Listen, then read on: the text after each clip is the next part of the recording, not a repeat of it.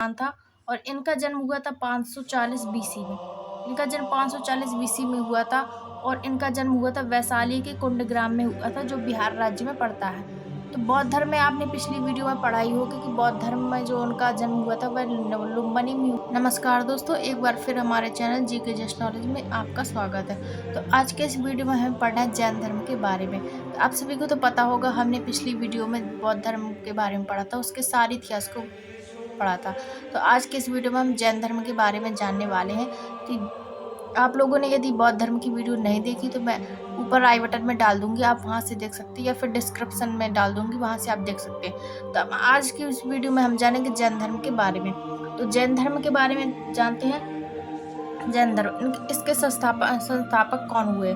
इनके संस्थापक थे ऋषभदेव, जो पहले तीर्थंकर थे। जैन धर्म में बेसिक तीर्थंकर होते हैं और बौद्ध धर्म में तीर्थंकर नहीं होते हैं। तो जैन धर्म में तीर्थंकर होते थे, टोटल इसमें 24 तीर्थंकर हैं। तो हमें 24 तो याद नहीं करने हैं, पर हमें जो मेन है उन्हें याद करना है। जैसे यहाँ पर संस्थापक देखेंगे तो ऋषभदेव है और ये पहले तीर्थंकर हैं। जैन धर्म के पहले तीर्थंकर और 23वें तीर्थंकर और 24वें तीर्थंकर, ये 3 तीर्थंकर पूछे जाते हैं। बाकी ये सेकंड, थर्ड, फोर्थ, बाकी बीच में जितने तीर्थंकर आते हैं वे इनके बारे में क्वेश्चन नहीं पूछा जाता।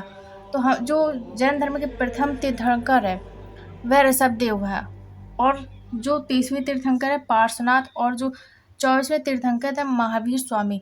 तो पहले तीर्थंकर कौन है? ऋषभदेव। इसके बाद 23 नंबर के तीर्थंकर कौन है? पार्श्वनाथ, और 24 के महावीर स्वामी। जो लास्ट है वो यहाँ पर महावीर स्वामी। तो ये आपको याद रखना है कि महावीर स्वामी लास्ट में है, अर्थात 24 नंबर के जो तीर्थंकर होंगे वह महावीर स्वामी होंगे। तो चलिए महावीर स्वामी के बारे में जानते हैं। महावीर स्वामी के बचपन का नाम वर्धमान था और इनका जन्म हुआ था 540 बीसी में। इनका जन्म 540 बीसी में हुआ था और इनका जन्म हुआ था वैशाली के कुंडग्राम में हुआ था, जो बिहार राज्य में पड़ता है। तो बौद्ध धर्म में आपने पिछली वीडियो में पढ़ाई होगी कि बौद्ध धर्म में जो उनका जन्म हुआ था वह लुम्बिनी में हुआ था, नेपाल में। और यहाँ पर जो जैन धर्म में महावीर स्वामी का जन्म है वह वैशाली के कुंडग्राम में हुआ था। इनके पिता का नाम सिद्धार्थ था, जो गिरातक कुल के राजा थे।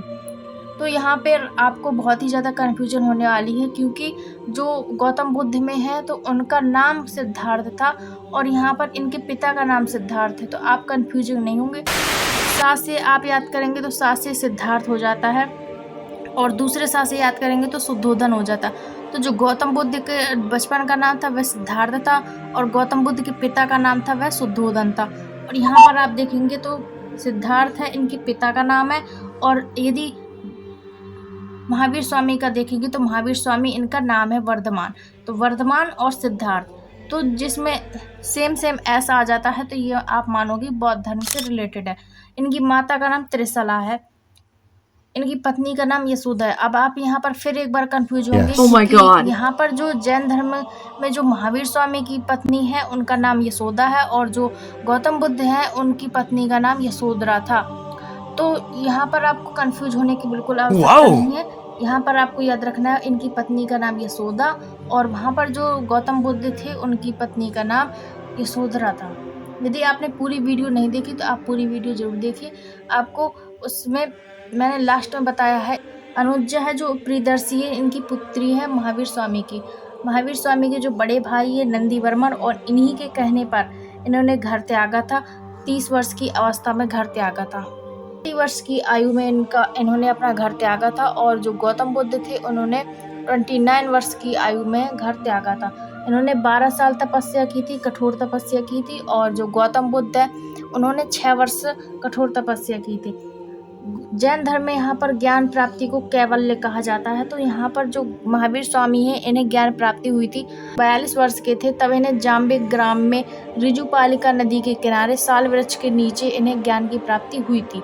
तो यहाँ पर जो महावीर स्वामी ने जाम्बे ग्राम में ऋजुपालिका नदी और साल वृक्ष के नीचे ज्ञान की प्राप्ति हुई थी, और जो गौतम बुद्ध है उन्हें 35 वर्ष की आयु में ज्ञान की प्राप्ति हुई थी, नदी के किनारे और पीपल के पेड़ के नीचे ज्ञान की प्राप्ति हुई थी।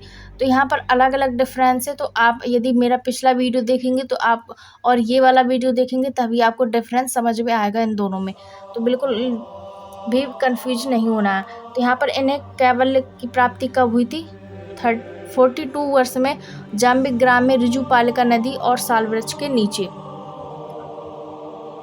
और जब इन्हें ज्ञान की प्राप्ति हो गई तो इन्हें उपाधि दी गई जिन यानी विजेता, अर्हत यानी पूज्य, निग्रोध यानी बंधन रहित। इन्हें उपाधियां मिली, 3 या 4 उपाधियां मिली, जिन्हें विजेता कहा गया, पूज्य कहा गया और बंधन रहित कहा गया। इन्होंने पहला उपदेश दिया था 11 ब्राह्मणों को, इन्होंने उपदेश दिया था जिसे गणधर कहा जाता है। इन्होंने प्राकृतिक भाषा में उपदेश दिया था। जो महावीर स्वामी है इन्होंने प्राकृतिक भाषा में उपदेश दिया था, और जो गौतम बुद्ध हैं उन्होंने पाली भाषा में उपदेश दिया था। यहाँ पर जो इनके पहले शिष्य थे महावीर स्वामी के, वह जमाली थे, इनके खुद दामाद थे, और इनके पहले भिक्षु थे तो वह चंपा थी। इनकी मृत्यु 468 बीसी में हुई थी, पावापुरी के राजगीर में 72 वर्ष में हुई थी। और यहाँ पर जो जैन धर्म में इन्हें निर्वाण कहा जाता है जब इनकी मृत्यु हो जाती है। और वहीं गौतम बुद्ध में, तो गौतम बुद्ध में वहाँ पर जब किसी की मृत्यु हो जाती है तो महापरिनिर्वाण कहा जाता है। इसके बाद देखते हैं इनकी संगीति। तो यहाँ पर अब बात करते हैं जैन संगीति की। वहाँ पर हमने बौद्ध धर्म की संगीतियाँ देखी थी जिसमें कि 4 संगीतियाँ हुई थी, 483, 383, 263 और फर्स्ट शताब्दी। तो यहाँ पर जैन धर्म संगीतियाँ हुई हैं। फर्स्ट जो संगीति हुई है वह 300 बीसी में हुई है पाटलिपुत्र में, और स्थूल बाबू इसके अध्यक्ष थे। जो सेकेंड संगीति हुई है वह 512 ईस्वी में हुई है, वल्लभी यानी गुजरात में हुई है, और इसके जो अध्यक्ष थे देवार्दी क्षमा श्रमण थे। अब देखते हैं जैन धर्म के त्रिरत्न। तो जैन धर्म के त्रिरत्न है सम्यक ज्ञान, सम्यक दर्शन और सम्यक आचरण। वहाँ पर बौद्ध धर्म के जो त्रिरत्न थे वहाँ पर बुद्ध, संघ, धम्म, ये त्रिरत्न थे। जैसे कि बुद्ध हम शरणम गच्छामि, संघम शरणम गच्छामि और धम्मम शरणम गच्छामि। वहाँ पर बुद्ध धर्म के त्रिरत्न थे, और यहाँ पर सम्यक ज्ञान, सम्यक दर्शन और सम्यक आचरण। तो आप लोग जल्दी जल्दी कमेंट करके बताओ कि पाटलिपुत्र को इस वर्तमान में क्या कहा जाता है। तब तक के लिए हम मिलेंगे कल के नेक्स्ट वीडियो में। आई होप आपको ये वीडियो पसंद आया होगा। तब तक के लिए थैंक यू सो मच, जय हिंद। और यहाँ तक वीडियो देखने के लिए बहुत बहुत धन्यवाद।